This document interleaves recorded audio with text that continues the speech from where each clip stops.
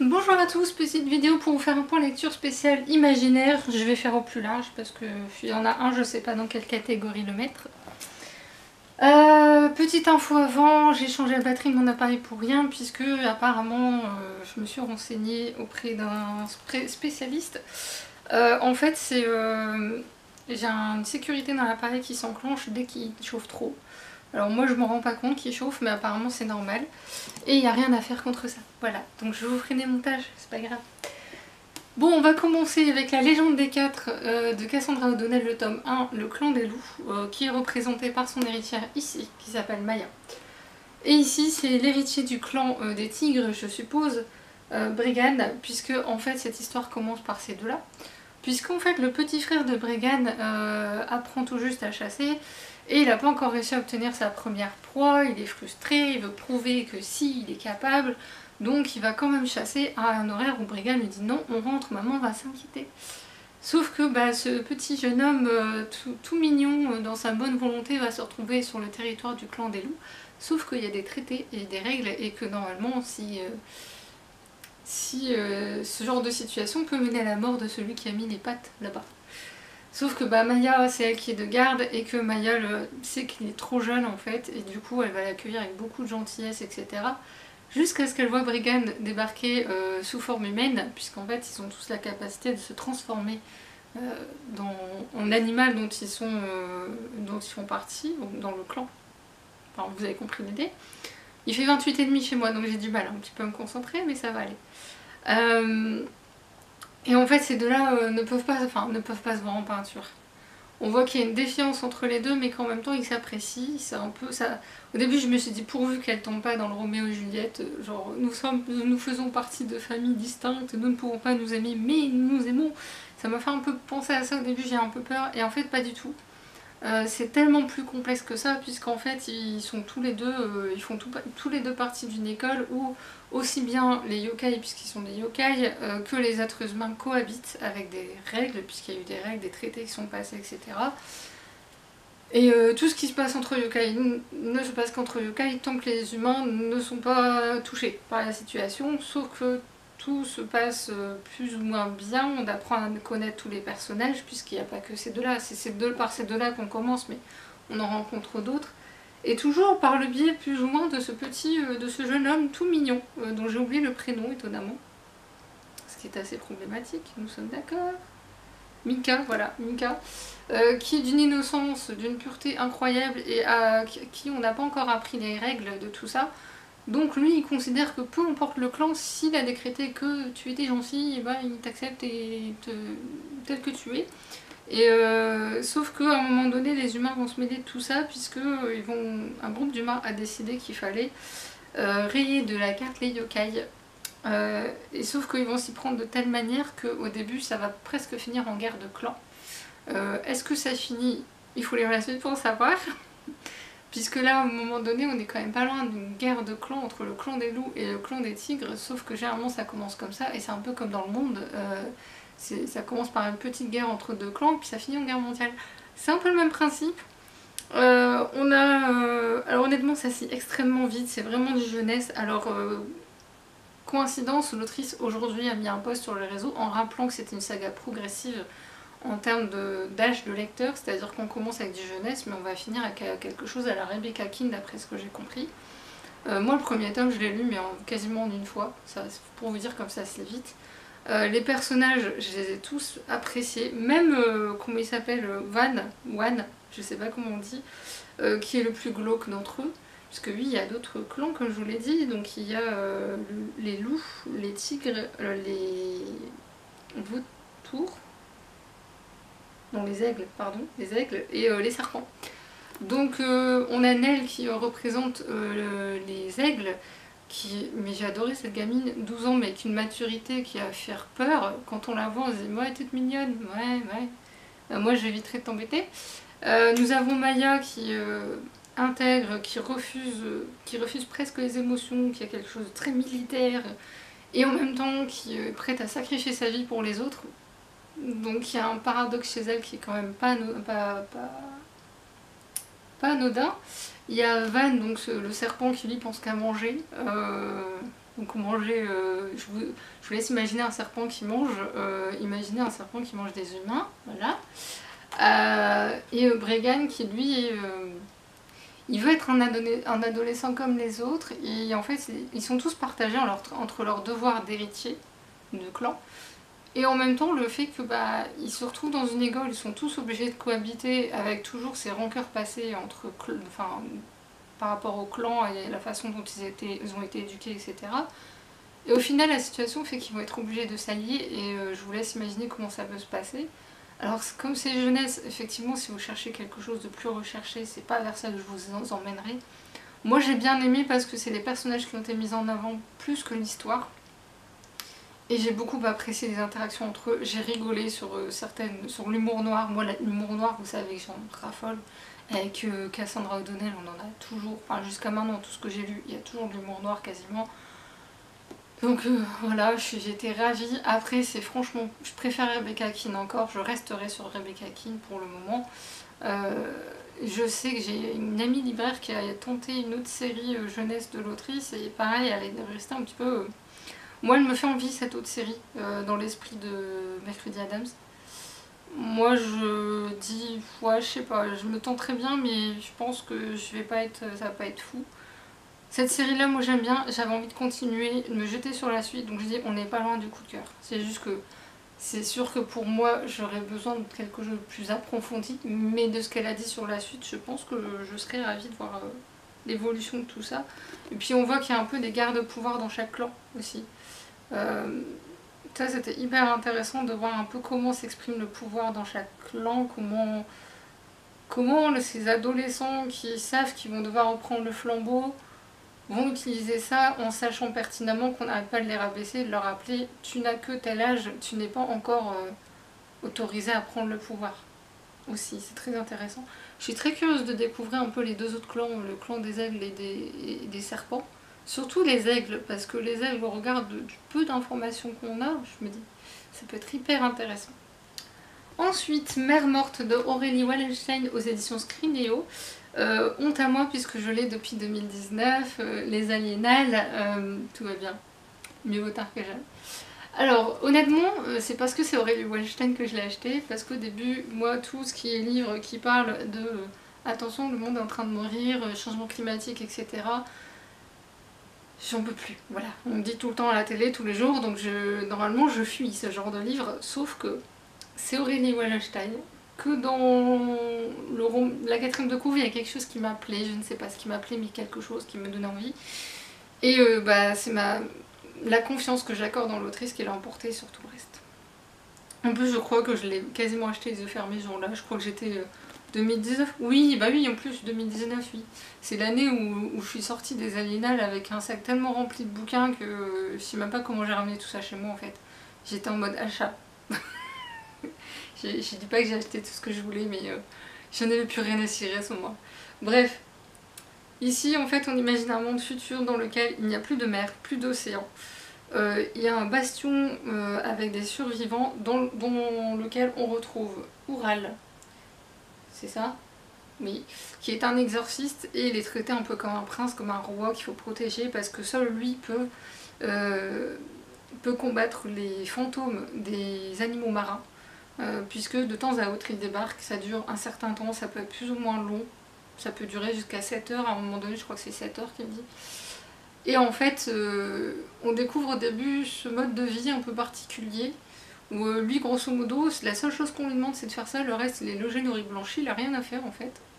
Il est accompagné d'une garde du corps dont on sent qu'il est amoureux et qu'il aime bien un petit peu titiller. Sauf que ça se passe comme ça jusqu'au jour où des pirates vont arriver et vont menacer de tuer tout le monde, sauf s'il se rend. La situation fait qu'il va finir par se rendre, et il va finir surtout, comment dirais-je, il va avoir une relation très bizarre avec le capitaine de ce bateau pirate, qui s'appelle Bengal. La relation est tellement étrange, parce que Bengal, tout le long, Bengal je me disais mais quelle ordure, et en même temps je me disais il y a quelque chose derrière.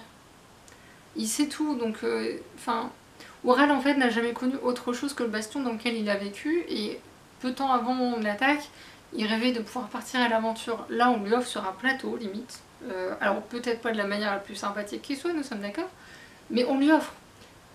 Et quand on lui offre, quand il se retrouve là-bas, en fait, il veut juste retourner dans son bastion, aller chercher au moins sa garde du corps, où il espère qu'elle ait réussi à le suivre, sauf que le monde est devenu un désert, et totalement désertique. Il fait une chaleur telle que, en fait, vous ne pouvez que mourir, même que vous ayez de l'eau ou pas. Sans parler d'attaques qui peuvent se produire, je vous laisse découvrir de ce que c'est, mais enfin bref. Et Bengal va essayer de le convaincre au début de manière un peu brutale, parce que il s'est comporté comme ça. Sauf que, et en fait, ce qu'il veut, c'est que Ural prenne conscience par lui-même que le monde n'est pas beau, que le monde est devenu laid, que le fait qu'il n'y a plus d'océan, plus de mer, ça donne cette étendue désertique, et que quoi qu'il fasse ou qu'il aille, ce sera pareil que là où il était. Et grosso modo, la relation entre les deux va vraiment changer quand à un moment donné, on va pas dire qu'ils vont se dire les choses. Tout le long, il va y avoir plus des échanges de regards, des échanges, enfin l'observation de l'un et de l'autre, plus qu'un échange de mots. À un moment donné, ça va arriver, mais pas complètement encore. On sent que c'est jusqu'au bout. Bengal va garder des choses et on va se rendre compte que Bengal, même s'il paraît être une ordure, qui se comporte comme tel, même par moments, il a une raison à ça.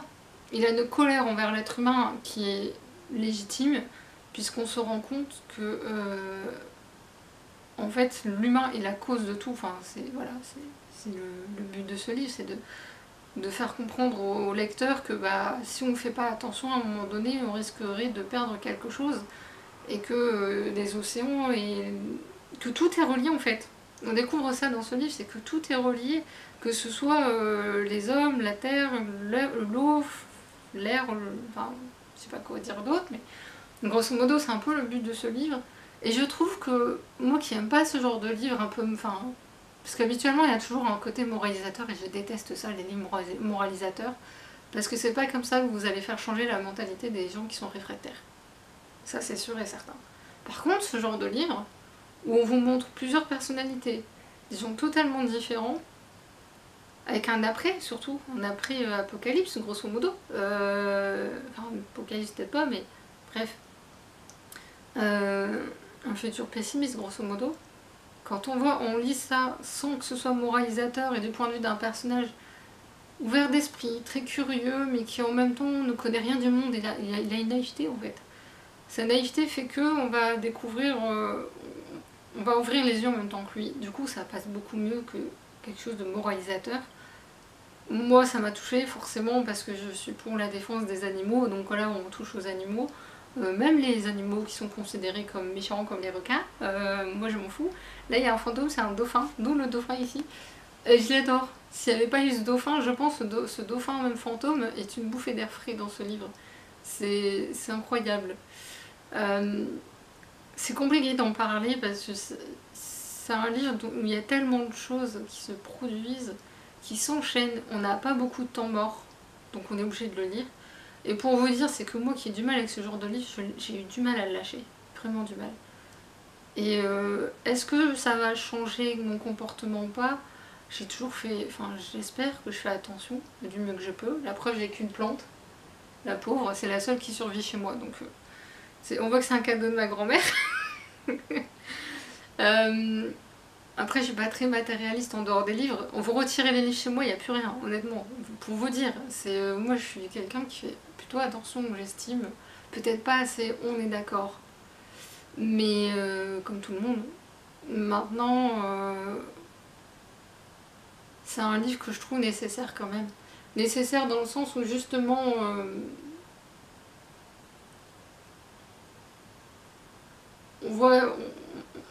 on découvre quand même, c'est des gens qui sont considérés comme extrémistes, qui kidnappent Ural, finalement. Sauf que derrière, quand on prend le temps d'apprendre à les connaître, à discuter avec eux calmement, on se rend compte de quelque chose. Alors là, c'est encore plus particulier parce que Bengal est un capitaine tellement charismatique qu'on sent que les gens qui l'ont suivi sont peut-être pas au courant de grand-chose en fait. Ils l'ont fait juste par charisme, ils sont prêts à donner leur vie pour lui. C'est quand même dingue. Pour ce qui est de la fin, La fin est... Alors la fin c'est le genre de fin qu'on pourrait considérer comme triste. On pourrait. Et moi je l'ai pas vue comme triste. Je l'ai trouvée très belle, très poétique. Je ne saurais pas vous en dire plus. Bref, j'ai beaucoup aimé ce livre et je vous recommande de le lire si vous êtes réfractaire à ces livres, à tout ce qui touche à l'environnement, etc. et vous avez tendance à fuir comme moi. Lisez-le, vous allez voir que vous n'allez pas vous en rendre compte parce que justement c'est pas démoralisateur. Je l'ai pas trouvé si déprimant que ça. J'ai trouvé que les mises en garde étaient justes, mais parce que comme ça se passe dans un monde où il n'y a déjà plus rien en fait, du coup on le ressent pas, puisqu'on sait que c'est pas ce qu'on vit. Enfin, pour le moment en tout cas. Bon, je vais reprendre ce livre. Donc ça coupe, bien sûr ma caméra coupe en plein sur celui-là, hein, le plus compliqué à présenter. Donc je vais le recommencer à zéro. Donc je reprends. Nous sommes dans les années 60-70 en Chine, révolution culturelle, merci Minamoto. Et en fait, dans l'histoire, c'est que Ye Wenjie est une jeune fille qui voit son père tué sur la place publique parce qu'il va à l'encontre des préconisations de l'État, il est considéré comme un révolutionnaire. Sachant que la femme de ce professeur, puisqu'il était professeur, s'est retournée contre lui pour sauver sa peau. Charmante madame.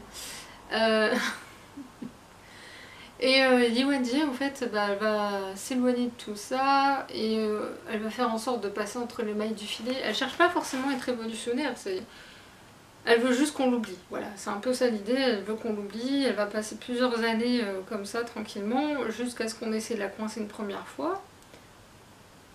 Et ça marche pas vraiment. Puis la deuxième fois, par contre, ils arrivent à la coincer.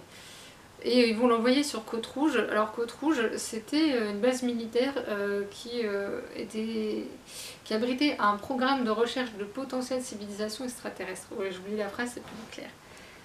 Et Ye Wenjie en fait se retrouve là-bas.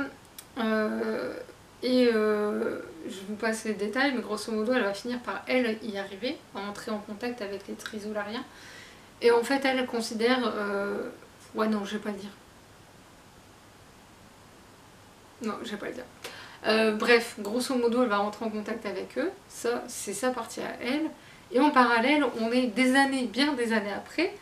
Yang Miao se retrouve convoqué par une cellule de l'armée où vous trouvez certes l'armée, vous retrouvez la CIA, vous retrouvez l'ONU, vous retrouvez des scientifiques et il demande à et un policier surtout, un policier bien particulier. Et en fait, ils vont demander à Yang Miao de s'intégrer dans un groupe particulier de scientifiques dont certains se sont suicidés ou sont morts en tout cas sont morts quoi. Donc on lui dit de faire très attention, lui sur le coup il dit bah non, vous me dites pas pourquoi je ferais quelque chose sans m'expliquer quelle est la raison derrière. Donc au final il va finir par pas vraiment accepter, il va dire que je vais y aller mais pas pour vous, pour mon compte personnel parce que curiosité scientifique et parce que l'un des scientifiques présents il le connaît et que c'est la petite amie de ce dernier qui est la dernière victime. Donc il va s'y rendre et en fait là va lui arriver plein de choses très étranges, sachant que Yang Miao est chercheur en nanomatériaux. Il va lui arriver plein de choses étranges, il n'est pas loin de couler et de finir comme les autres, sauf qu'il y a ce fameux policier aux méthodes peu conventionnelles et qui, on sait pas trop comment, mais il a un instinct phénoménal et il trouve les solutions grosso modo. Et disons que va se passer plein de choses. Et en fait ce livre je l'ai lu sans du tout avoir lu le résumé. Donc au début quand j'avais les années 70 je me disais mais c'est de la science-fiction, c'est censé se passer plus tard en fait. Donc j'ai été faire des petites révisions hein, avant. Et en fait je vais le recommander à ceux qui aiment la science-fiction. Par contre ceux qui sont nuls en sciences, je pensais à une amie qui n'aime pas du tout tout ce qui est scientifique. Oubliez parce qu'il est hyper détaillé. Sur l'aspect scientifique, tout ce qui est astrophysique, ça va hyper loin dans le détail. Je suis pas sûre d'avoir tout compris. Honnêtement, j'ai même pas tout compris du tout. Ça dépasse largement l'entendement. Je m'attendais pas à autant de détails. Et je vais vous dire, c'est pas grave si vous ne comprenez pas. L'essentiel, vous le comprendrez. Moi, l'essentiel, je l'ai compris. Alors, il y a une suite à ce livre. Il y a 2 tomes encore. J'ai regardé un peu les 4e de couve du coup, en attendant de pouvoir me les procurer. Je les lirai. parce que honnêtement, lire un livre pareil en 4 jours, il faut le faire. C'est vous dire comme je l'ai bien aimé. Les personnages sont tellement creusés, tellement détaillés. Et en fait, Miao va se retrouver dans un jeu vidéo particulier. Et dans ce livre, vous allez retrouver certes plein de choses au niveau scientifique, mais aussi au niveau historique, puisqu'ils vont utiliser des grands scientifiques qu'on a pu voir comme Copernic, Einstein, je crois qu'il y a Newton aussi. Enfin bref, ils vont utiliser toutes ces connaissances-là, ils vont utiliser des aspects historiques de l'histoire aussi. Et du coup, vous allez faire de grosses révisions en même temps. Alors c'est pas pour autant que j'ai retenu, mais par exemple, il y a un passage sur le fonctionnement d'un ordinateur si c'était avec des êtres humains, comment ça fonctionnerait. J'étais là à lire fascinée en me disant, mais voilà. Là, pour celui qui ne comprend pas comment fonctionne un ordinateur, qu'on utilise des mots scientifiques, on pourrait l'expliquer comme ça parce que je pense qu'il comprendrait mieux. Enfin bref, je rentre pas plus que ça dans les détails parce que déjà, c'est tellement énorme ce livre. Comment cet auteur a pu créer un livre aussi dense, aussi détaillé, aussi précis, et avec si peu de personnages, parce que quand on regarde bien, il n'y a pas beaucoup de personnages, à part Yang Miao, le policier, Ye Wenjie, il y a une autre madame, un autre monsieur, qui ont leur importance en tout cas dans l'histoire. Ouais, il n'y a pas grand monde en fait quand vous regardez bien. Du coup, et puis les derniers chapitres sont consacrés à cette fameuse civilisation trésolarienne. Et je me demande comment ça va se passer. Mais c'est là où en fait ce livre, ça raconte surtout les conséquences de la révolution culturelle sur une seule personne et comment sur une seule personne, les actions d'une seule et unique personne peuvent avoir des conséquences sur le long terme. C'est hallucinant. Je suis soufflée par ce livre, voilà, soufflée et admirative. Et enfin, je sais pas du tout comment je vais vous en parler non plus, pourtant là elle est au fin. La promesse des lampions de Pierre Dubois aux éditions Le Bateau-Feu, maison d'édition que je ne connaissais pas. Alors Pierre Dubois, je kiffe trop ce qu'il fait. J'aime tellement ce conteur, parce que c'est un conteur, et ça se ressent dans sa plume. Et j'ai pris des notes, heureusement, mais mes notes sont pas très claires. Oui, j'étais très intelligente, j'ai pris des notes sans être claire. Bref, c'est pas grave.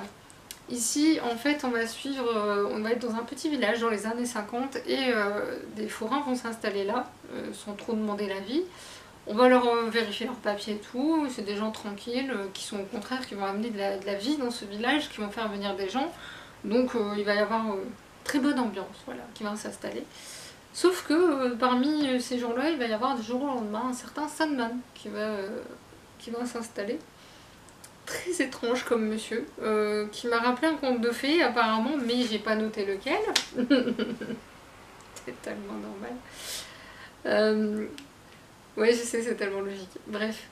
Et en fait, il va se passer pas mal de choses, notamment autour d'un personnage. Je n'ai plus le nom de ce personnage, mais une femme qui va débarquer. Ouais, mais elle débarque plus tard, elle. Oh, c'est pas possible. La quiche qui n'est pas écrit. Parce qu'en fait, je vous explique, quand j'ai lu, j'étais tellement éblouie par la plume que je me suis laissée porter en me disant à un moment donné, oui, mais de quoi tu vas me parler en fait? Parce que je sais pas de quoi tu vas me parler. Même la quatrième de couvre, elle ne dit rien. J'adore ces quatrièmes de couvre qui ne disent rien. Et en fait, à un moment donné, je commençais à me dire, bon, allez, avance. Et en même temps, je me disais, mais la plume est tellement belle, il peut m'écrire des pages et des pages comme ça. Voilà. Donc en fait, déjà, ce livre nous pousse à la patience. Et je pense que si Pierre Dubois le contait à voix haute, mais alors voilà, ce serait du pain béni, un bonheur absolu. Et l'histoire va finir par avancer justement par le biais de Sandman dans un premier temps. Et on a l'impression qu'en fait, il a toujours été là, mais que tout le monde avait oublié un peu son existence. Très bizarre. Il y a beaucoup de phrases assez longues, des jeux de mots.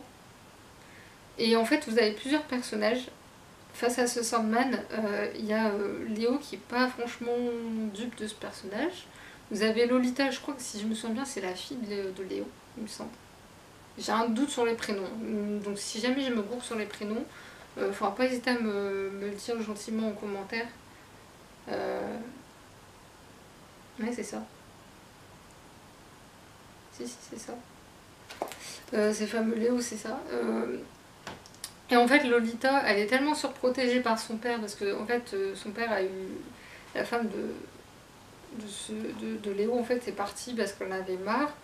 Et du coup, Lolita est surprotégée, sauf que suite à des événements, il va lui arriver quelque chose d'horrible, on va dire, à cette jeune fille. Et pour la protéger, on va l'envoyer ailleurs. Et Léo va retrouver une ancienne connaissance, puisque une jeune femme va débarquer du jour au lendemain. Jeune femme particulière qui fait rêver. Elle va pas être seule, elle va être accompagnée d'un certain Freddy. Freddy me rappelait un conte de fées aussi, apparemment. Voilà. Je pense que c'était La Belle et la Bête, mais j'ai un doute, j'ai un gros doute. Je me trompe probablement. Bref, ce Freddy est dans un état particulier et il va se passer plein de choses. Je ne dirai pas quoi, je pense que le mieux c'est de se plonger dans ce livre sans rien savoir. Et en fait c'est ce que j'adore avec Pierre Dubois, c'est qu'il nous ramène à l'enfance, à ces contes de fées qu'on a tous lus, vus, entendus. Même moi qui les aimais pas, je les ai vus, lus et entendus. Comment vous dire? Oh, il m'énerve ces motos, c'est pas possible. Bref, la plume de l'auteur, enfin voilà, c'est les contes de fées notre enfance, mais version Pierre Dubois, donc un peu plus violente. Alors là, moins de violence que par rapport à celui que j'avais lu avant. Il y a cette atmosphère fête foraine aussi qui ramène à l'enfance. Tout est beau, tout est voilà. Ça rappelle les saveurs d'enfance aussi. Enfin, je pourrais vous en dire tellement. C'était un peu confus ce que je suis en train de vous dire, mais c'est parce que moi j'en retiens surtout la plume de Pierre Dubois, ce côté conte de fées. Je me répète, je sais. Et je pense que je le relirai parce que à la fin je me suis dit, je vais galérer à vous en parler. Même en début de lecture. Hein. Je me dis, je vais galérer. Je vous mettrai aussi en lien, j'essaierai d'y penser, la chronique d'une autre blogueuse qui l'a lu, qui était présente au salon du livre où je l'ai rencontrée, qui a été un peu comme moi, à dire c'est beau, c'est magnifique, mais comment en parler? Grosso modo c'est ça. C'est ce genre de livre, en fait je lis de plus en plus ce genre de livre où à la fin je me dis mais comment je vais en parler sans spoiler, puisque ça va très vite sur ce genre de livre. C'est à la fois formidable et à la fois agaçant. Mais agaçant positivement. Bref, sur ce, je vais m'arrêter là. C'est un peu confus, donc n'hésitez pas à me dire si vous l'avez lu, vous en avez lu quelques-uns, surtout les 2 derniers, et à me dire ce que vous en avez pensé. Sur ce, je vais vous laisser, je vais vous dire à la prochaine. Salut!